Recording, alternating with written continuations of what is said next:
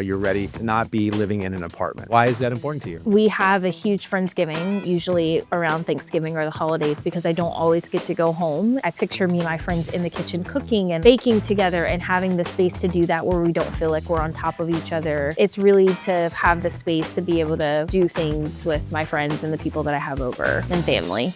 But this is my house, Mommy. So what I asked Mr. Kringle for, it is, I know it is. Welcome to The Pursuit of Home, coming to you from New York City. This is real people buying real estate and their unique journey to get there. We share the tips, tricks, and frameworks to help you navigate the bumps in the road that you won't see on reality TV or social media, and which no one has talked about until now.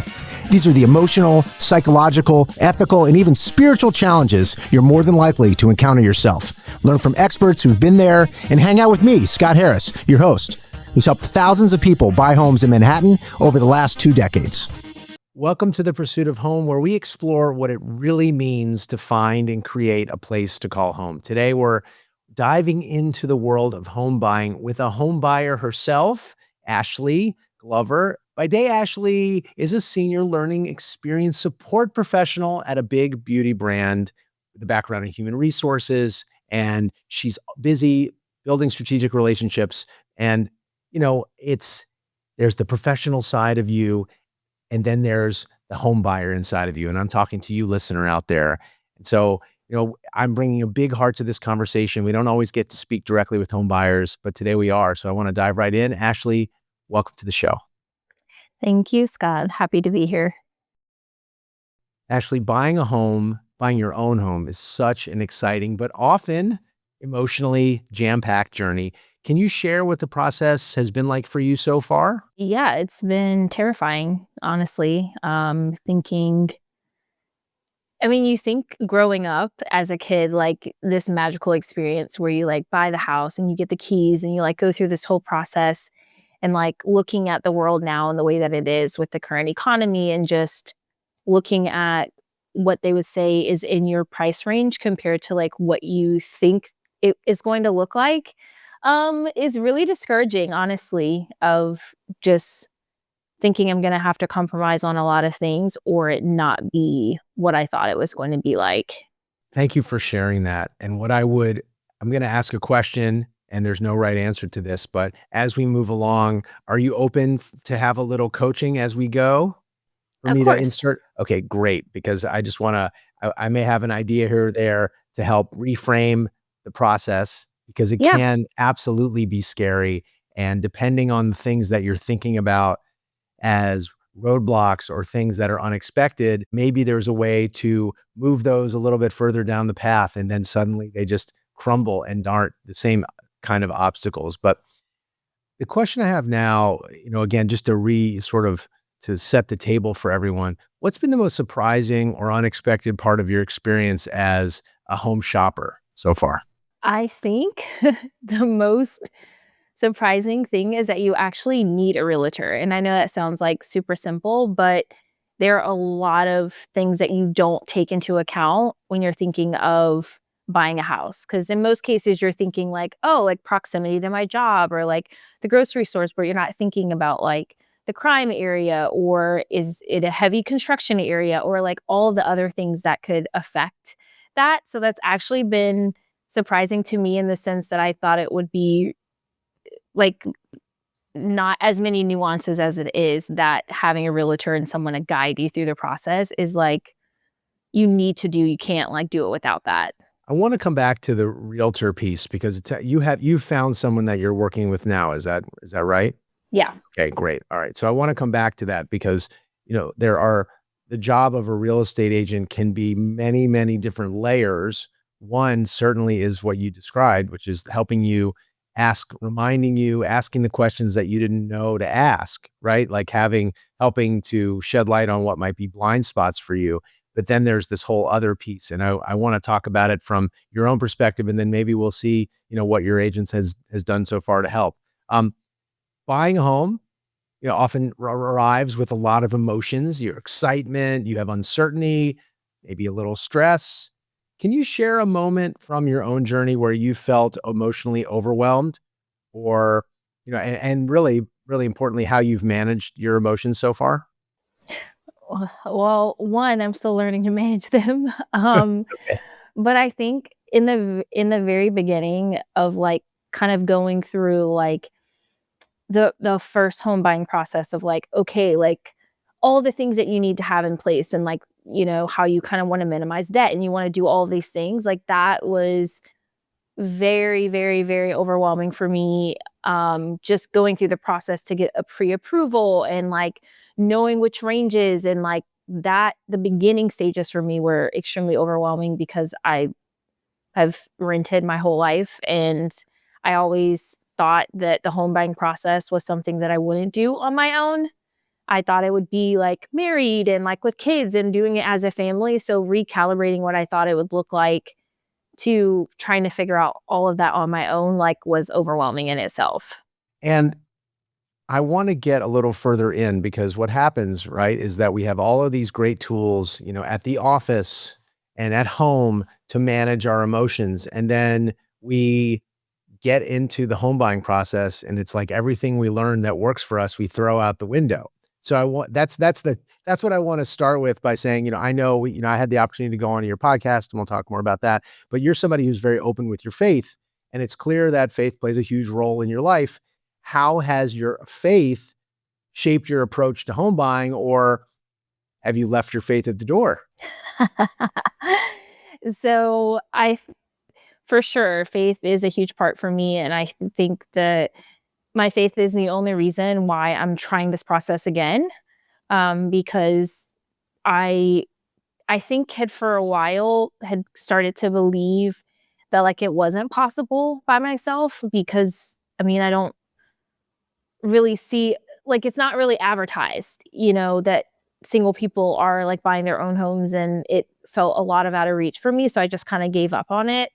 So I feel like my faith is really what's pushing me to not give up on it and try again because, like, God can do anything, and one of my favorite scriptures is Ephesians 3:20 that says, "Now unto him that is able to do exceedingly and abundantly above all that we could ever ask or think, according to the power that works in us." So I think that is the only reason why I'm considering the stressful process again. Then to get a little practical for a minute, you have a background in human resources and strategic development, that maybe balances the emotional aspect. Has the practical aspect, maybe thinking, oh, the long-term investment potential and all that, has that helped or has that hurt the way you've gone about your home buying process? Because I could see it going either way for a lot. And I've seen it go either way for people. Sometimes they think too much and that the thinking part absolutely over dominates the part that's this little scared person inside who just wants a home to make them happy. Yeah, I think for me, it can go both ways depending on the day. But I would say for me, mostly it is, I think, too much. And so I think about the worst case scenarios versus leading into the possibilities of the amazing things that could happen. So I definitely think sometimes I wish it was a switch that I could just turn off because I'm always solving problems. I'm always looking at things from different angles that sometimes it can be challenging to just be practical and focus on like what's in front of me. Yeah, I mean, I think it's a good time to call out what happens to lots of home buyers, and it sounds like it might have happened a time or two with you, which is kind of getting paralyzed, getting stuck. I want to drill down a little bit more. In a recent episode of your own Rooted in Radiant podcast, we discussed the importance of overcoming fears and getting out of your own way. Whereas buying a home can really be paralyzing. So many decisions to make. I is and you. If I heard you right, you're like, this is kind of round two of looking for a home. Where have you felt stuck in your home buying journey? Or where I do think maybe you feel stuck now a little Yeah. bit? I mean, I think the biggest thing for me is like the feeling of compromising because right now, like just knowing like what I can afford on my own is not what I thought just based on the market here. And so a lot of the places that I'm looking at are further out than I expected it to be. And just figuring out like, is it worth it to, have a nicer sized home, but it takes me 45 minutes to get into the city or an hour to get into the city. So I feel like compromising and figuring out is a long-term investment worth it if I'm going to compromise in the areas of being closer to things than I originally thought. Okay. I want to jump in here with a question and Okay. see if you're open to it. You're talking about compromises, and that's one way to frame it. You've got this long list, and you're like, you know what? I'm going to not do this and this and this. What if you flipped it on its head and said, what are the things that are absolutely most important to me?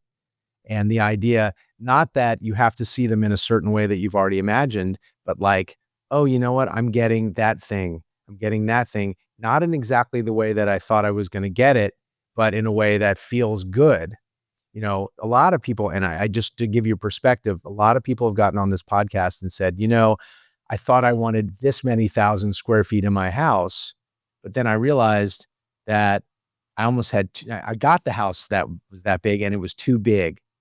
And sometimes, I guess the question I have for you is, what are the two or three things that are absolutely most important to you? It sounds like being close, is proximity to the city most important, or is it something else? Ooh, that's a great question.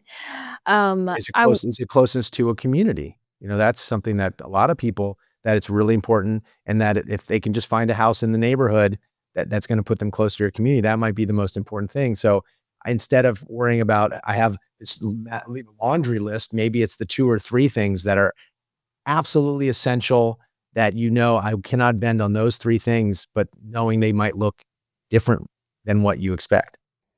Yeah, I so it's a great question. I think one of the things that I've learned throughout this process is that proximity actually matters to me because I feel like I moved to Florida a couple years ago. I don't really have family here, and so the family that I've built while I'm here, my fear is that I'm going to isolate if I'm too far away, and I already struggle now to get time to see them. So that I would say definitely is a huge thing for me. Um, Having a yard to entertain is super important to me. I want like a really open concept in the kitchen. Those are like, I would say, the top 3 important things to me. Okay, understood. And before we got on, I think you were talking about how you're ready to not be living in an apartment. That sounds like it's also a priority, but I don't know. Maybe the perfect place has a big terrace and it's actually, it could be an apartment. I don't know. You haven't, the backyard sounds important. Okay. Proximity to the friends that you have. Okay. And the open concept. Tell me about the open concept. Why is that important to you? Because I have always, I don't know why, but this has just happened in the last couple of years, but I we have a huge Friendsgiving, usually around Thanksgiving or the holidays, because I don't always get to go home. And so having an open concept is, like I picture me and my friends in the kitchen cooking and like baking together and having the space to do that where we don't feel like we're on top of each other and we can create new memories because I host girls' nights. And so it's really to have the space to be able to do things with my friends and the people that I have over and family. It's beautiful. I think if you have a rough day in your home journey, I think one of the things that might lift you up is saying, I'm doing this not just for myself, because of all the community that I want to build in my home. And, and, and I would also make sure that you share these kinds of things with your agent, with your real estate agent. Have you done that? Because sometimes the real estate agent, their job is to give you the list of the 50 practical things. And then behind that, which is great, they need to manage the process. But have you shared some of that with them? I haven't. I mean, I think the one of the things that I shared, none of the context behind it besides like wanting to have a yard, because some of the spaces here give me very like New York neighborhood side where like we're on top of each other. So I have said that to like let them know that I want space because I don't want to be like I'm walking out touching my neighbor's door because we're so close. Yeah. Well, I think the more you share the vision that you have for the home, the more creativity your real estate agent can bring to the table. Hey, I don't know if it's a woman or a guy, but this is how I want to use my home. This is how I envision being in my backyard. This is how I envision being in my kitchen. And I'm not trying to change, have you change your real estate agent at all. But if you don't, do you feel comfortable sharing that stuff with your real estate agent? I do. I don't think I fully understood how important it was, because to me, it's just kind of like a afterthought. Hmm. But since our conversation, when you came on my podcast, I think about this whole process very, very differently, Yeah. because it is very much an emotional thing. And I am learning that it's extremely important, but I didn't even think about it that way. I just thought of that as like something personal for me to like vision how I want to use the space, but not necessarily something that would benefit her to know. Well, I would I would say to you that sharing with your if feeling comfortable to share this with your real estate agent is maybe the most important. Sure, if you have friends and family, that sharing this vision of home might be a little scary to share with some people, because maybe maybe somebody's going to quote unquote laugh at you for saying that you want to have what you want to host or the kinds of things you want to create at home, and people are like, well, who is this person who wants to do all these things? You could get really in your own head about that. But definitely sharing with the real estate agent and getting personal, they know that there's this emotional landscape underneath all the practical stuff, but they can't read your mind, right? Yeah. Um, okay. So you're navigating the world of real estate. You're balancing faith and fitness, maybe entrepreneurship. How do you juggle these various parts of your life in the middle, and maybe you're also looking for a relationship, all these things. How do you juggle all these things while you're making a big decision like buying a home? Yeah. I use my calendar. I have a paper calendar and I use my phone calendar, and I pretty much plan out my weeks. And I try to be very intentional about time blocks of I'm going to spend this amount of time this day, responding to questions or looking at the houses that she sent over, because I want to prioritize it. And I am learning that life does not slow down, it only gets busier. And so I'm learning to just be intentional with my time and time block, because I'm balancing all of the things that you mentioned and also trying to sleep somewhere in the middle of all of that as well. All right. I have a couple of questions for you about your search, because I know you haven't found the right place yet. Have you seen a place like your realtor sends you something, you're like, this looks really cool. And then it's gone, like before you can respond or before you can even go and see it. Has that happened to Yes. you yet? Yes. Notice I said yet, because it's definitely going to happen at some point. And how did you feel when that happened? Surprisingly, I was really emotional about it. I don't know why this process is so emotional, but it was just kind of like, oh, we have to start over again, because finding a house that had majority of the things that I wanted or the things that mattered the most, and then to literally go back to the drawing board because it was literally the only one out of that batch that I liked. I'm like, oh, we're doing this again. I don't know how many more times I can do this. If I'm hearing you right, if I'm hearing what you're saying, maybe you didn't realize this process was going to be as emotional as it is in the whole thing. You're like, oh, I'm just going to check a few boxes, and that's going to be that. And Yeah. that's not proven to be the case, right? Yeah, no, not at all. Because I mean, when I originally had the conversation with my mom, she made it and I don't think she and maybe for her back then, it was easier because she was in the military and, they used their military loan and it was a pretty smooth process. But it was just kind of like, yeah, you're gonna go to your first home buyers course and they're gonna tell you all the things, and then you're gonna get a realtor and you're gonna find a house, and, they're gonna do this and that. And I'm like, okay, but, like, the none of that has been the case here in Florida. I started the process originally when I lived in North Carolina, and then ended up getting pretty far in the process, and then end up halting because I decided to move to North Carolina when COVID happened, everything shifted, and I kinda wanted to make a transition, which is why I stopped. And then I got to Florida and looked at the market, and I was just like, "Okay, I wanna rent for a year or 2, get a lay of the land, figure out where I want to be, what I want to be close to, what do I like, the parts of town, those kind of things. And then the market, they were like, oh yeah, the market's going to drop. It's going to be great. And then it has not dropped. So I'm like, all right, well, I'm 4 years in now. Okay. And I just have to have faith that, restarting this process is going to be for the better and that things are going to work out. So Got it. Now I want to shock the system a little bit here, and then I want to answer some questions that you might have. Okay. okay. You have a list of say 10 things. 'Cause so far I've heard backyard, open kitchen. You don't want to feel like you're on top of your neighbors, proximity to friends.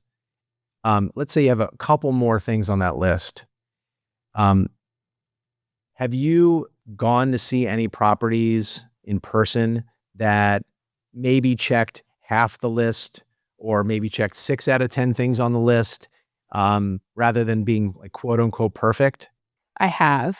Okay. And when you walked in, were you like, okay, either pleasantly surprised, even though you thought it might be just okay, or have you been in the situation where you've had things that checked all the boxes and then you walked in and felt like this doesn't work at all and I don't know why? Have you had that experience yet?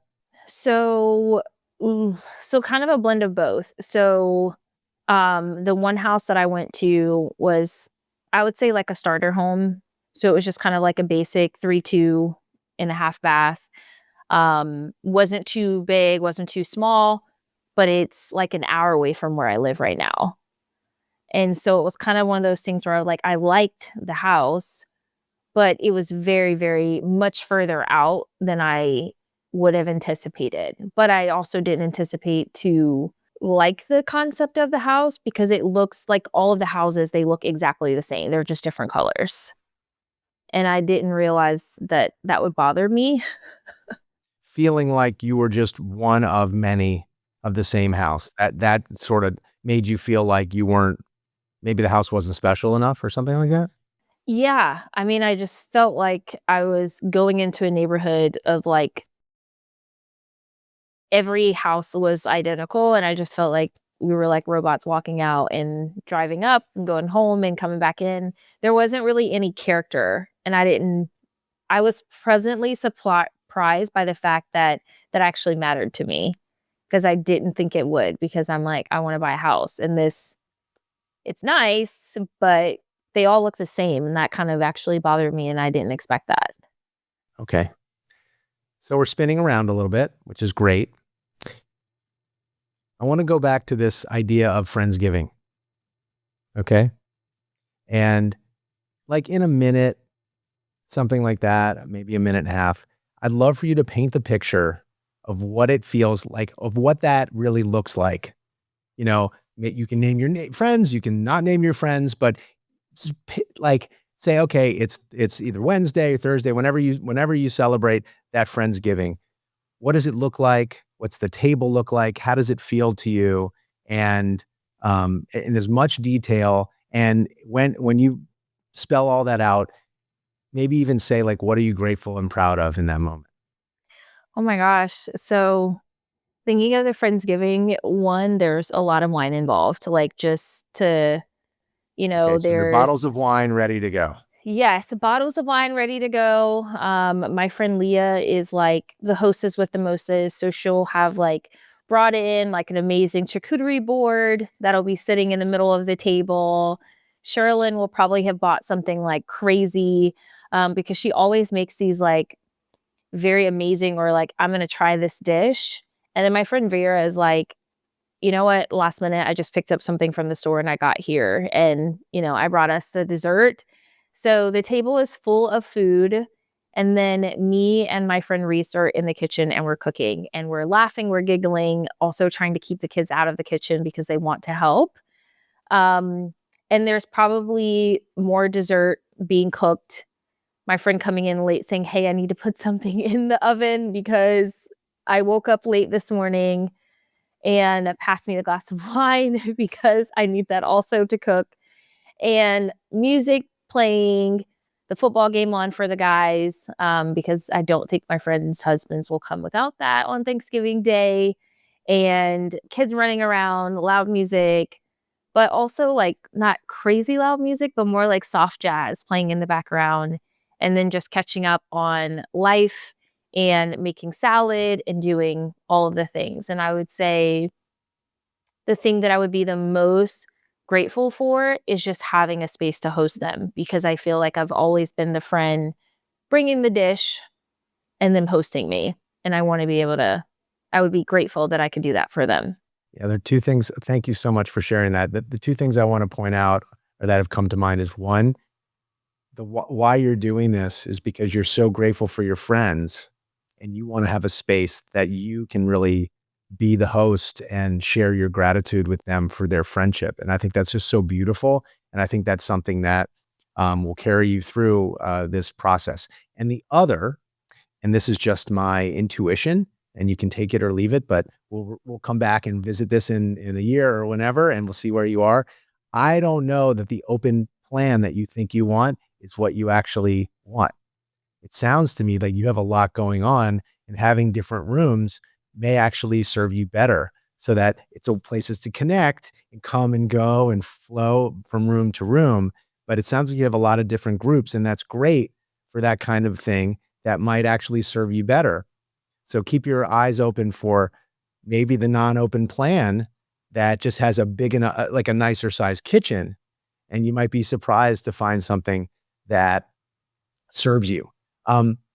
Ashley, I'm so grateful for you to be here. And I know that buying a home is one of the biggest financial commitments and all of that. But I really do believe that if you keep your faith and you keep believing this thing is going to show up, and you just keep on painting that picture of how you want to live in this house, I know you're going to find that house. So thanks for sharing with your open heart, and best of luck.